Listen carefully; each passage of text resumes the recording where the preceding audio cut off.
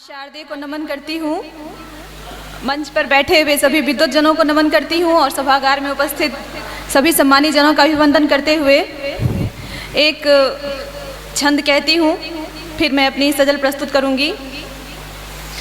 आया तेरे हिस्से में वही जो तेरा हिस्सा नहीं था, महज एक किरदार था तो तेरा कोई किस्सा नहीं था। और इसी छंद को लगातार करते हुए, बनी है फिर एक कहानी देखो, छोड़ धृष्टता पुरानी देखो, अब देखें क्या मिलता है संबल, हुई समय की मनमानी देखो। बनी है फिर एक कहानी देखो, छोड़ धृष्टता पुरानी देखो, अब देखें क्या मिलता है संबल, हुई समय की मनमानी देखो। और प्रस्तुत करती हूँ अब मैं एक सजल।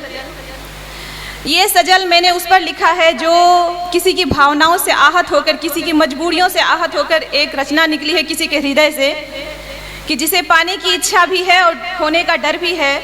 तो उसने उसके अंतर्मन को मैं समझते हुए मैंने ये सजल लिखी है। पंकज, जिसे हम कमल कहते हैं, पंकज दूर है और गहरा सरोवर, पंकज दूर है और गहरा सरोवर, न डूब जाए कहीं बस हमें लगता है यही डर। पंकज दूर है और गहरा सरोवर, न डूब जाए कहीं हम बस लगता है अब यही डर। उसे तोड़ लाऊं कैसे, उस फूल की बात कर रही हूँ मैं, पंकज जो खिला है सरोवर में, उसे तोड़ लाऊं कैसे समझा दे अब कोई मुझको, उसे तोड़ लाऊं कैसे समझा दे अब कोई मुझको, कि मुरझा न जाए कहीं वो उस डाली से टूटकर, कि मुरझा न जाए कहीं वो उस डाली से टूटकर।